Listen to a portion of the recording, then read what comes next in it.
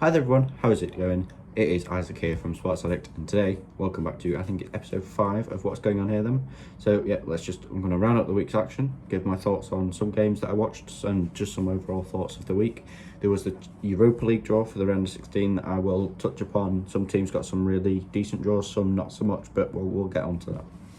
So Monday was just the end of another Premier League week with Monday Night Football being Brighton Hove Albion versus Crystal Palace, which ended 2-1 to Crystal Palace, which is quite a good result for them. They've not been on winning form as of late, but that's going to really help bolster them. And Brighton, they again another team that aren't on winning form, so many people expected a draw from that game, I feel, but obviously Crystal Palace were able to get the win. Juventus beat 3-0. Won 3-0, should I say, against Crotone, with Ronaldo getting a double, and young starlet Weston McKennie, Juventus midfielder, I believe, getting a goal as well. Good for the lad. So on Tuesday was the sort of a catch-up game, I believe, due to the some COVID outbreaks and some games having to be suspended. But Leeds United beat a Southampton side. They're kind of depleted. They're not missing players, but they just seem kind of tired in a way. Leeds, they've scored and conceded the most amount of goals in the league so far. I think it's more like they've scored 38 and conceded 38, which is mad when you think about it. They've got a goal difference of 0, and to say they're like 11th or 12th in the league is a decent stat. It's also the start of the Champions League on Tuesday, with Olivier Giroud scoring quite a late goal, coming off the bench in like 4 or 5 minutes on the pitch, and he's got a beautiful bicycle kick, typical of Giroud really, with that scorpion kick he scored for Arsenal a few years ago. He gets wonder goals, but I really predicted Atletico Madrid to come up trumps in this game. They're cruising the Liga with the reinforcements they brought in Suarez, who's a proven goal scorer. But I thought they were going to win this game. They ended up playing 11 at sort of a 9-1 formation with 9 players at the back, and then João Felix or Suarez sat further forward, just depending on the moment of the time of the current play. But Chelsea were able to get the goal they needed. A crucial away goal, could be crucial for the second leg, which I believe is either tomorrow or next week, I'm not sure. Tuesday, as of recording. And then also Bayern Munich beat Lazio 4-1 with a 17-year-old, I believe, scored for Bayern Munich. He has played for England at youth level, but he's declared for Germany now, as he feels that he's not going to get much of a look in for a few years, and he needs to start getting international experience now, which is obviously a fair approach. But yeah, Bayern Munich looking like, I think they could retain it this year, go 2 years. I don't think they'll get the third next year, but I think they could get it this year. And also, we touched upon it last week in the Women's Euro Championship. There was I can't remember, I think it was either Scotland or Greece won something like 12-0, but Slovenia have beaten Estonia 9-0. So quite a lot of goals this year in the Women's Euro Championships. Wednesday was also the continuation of the Champions League, with Atalanta losing to Real Madrid 1-0. And Manchester City continuing their winning run of something like 21 in all competitions now, after a 2-0 win over Borussia Mönchengladbach. It also saw Tottenham go get their place in the round of 16 after beating Wolfsburg at AC from Hungary, I believe, 4-0, 8-1 on aggregate, so comfortably into the round of 16 for them. Always going to go through, never a doubt in my mind that they weren't going to go through for that. Europa League round of 32 again. I'll go through a few of the big games. So Ajax 2, Lille 1. Ajax comfortably through after leaving their star signing Sebastian Haller out of the Europa League squad by mistake. Arsenal in what was quite uncomfortable. I watched the last half an hour of this, and when I tuned in, it was 2-2. Oh no, it was 1-1. No, it was 2-1 to Benfica on aggregate. No, on the night, so it was Arsenal looking to go out. Then obviously Kieran Tierney scored his goal, and then Aubameyang late on, or Lacazette, I'm not sure, scored the goal late on to send them through, which is, I did not think they were going to turn it around at all. When I was watching that game, I was thinking Arsenal going out here. But obviously they drew Olympiacos in the round of 16, who did knock them out of the round of 32 last year, so you never know, they could be going home earlier than anticipated. Napoli were knocked out by Granada.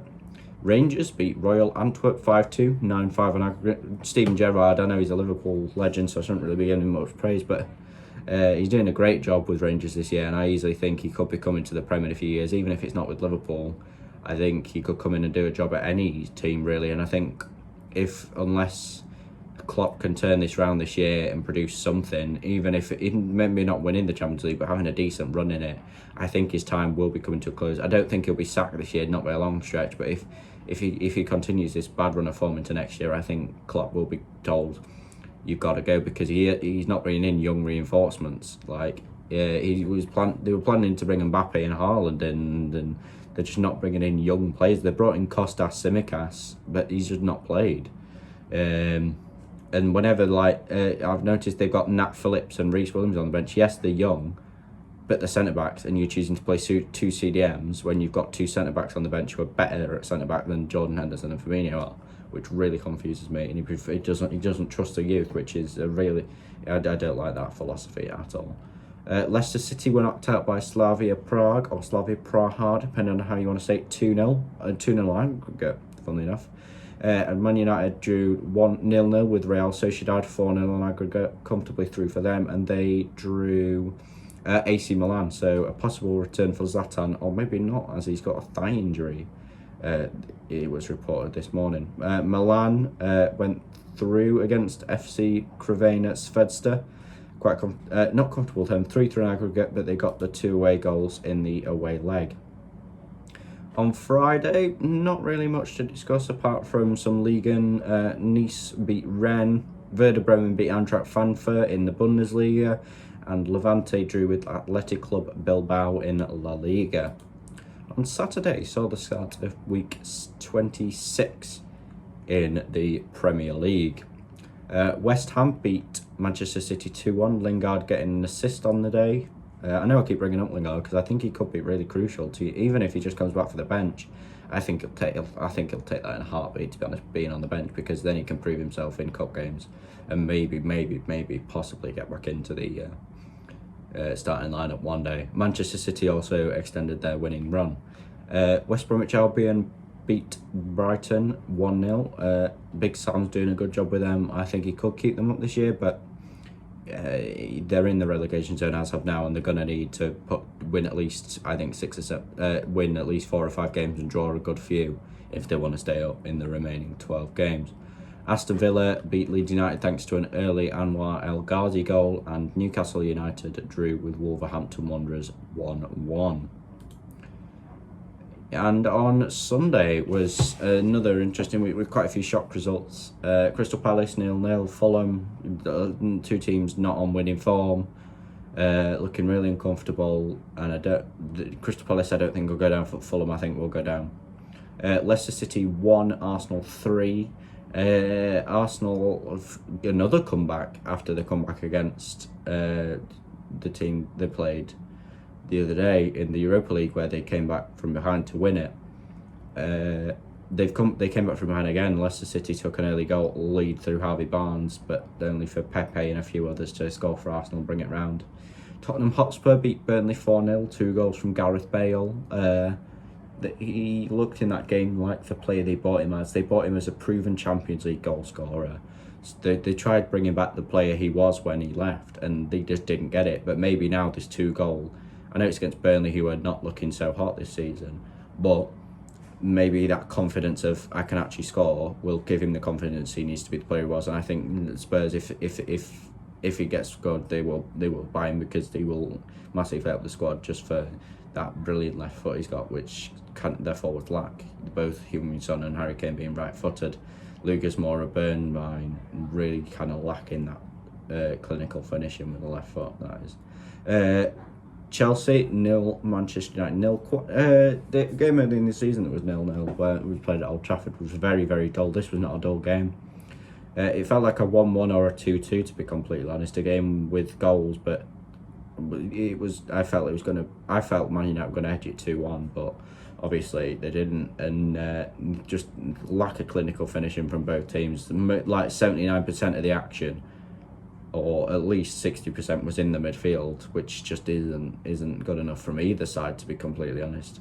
Chelsea had it was weird because Chelsea had moments of dominance for about 20 minutes and Man United had dominance for 20.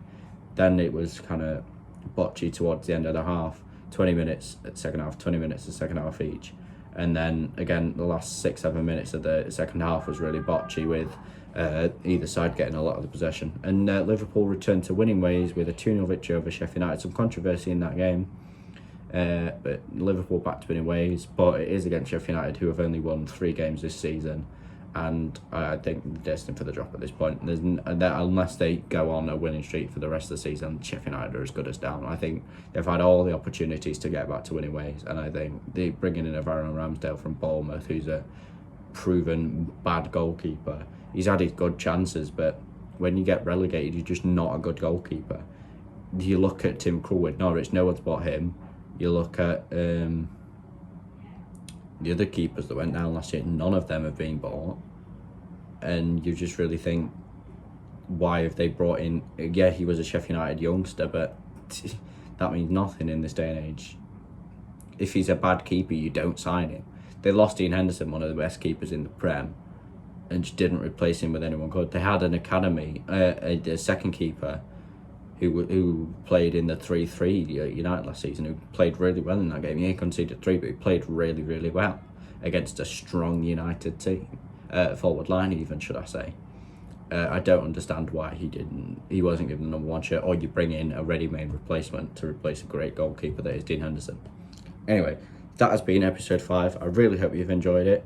There might be a blog post coming out soon, so check the comments. Leave me a comment asking me questions about what I thought about a certain player or a certain team's performance.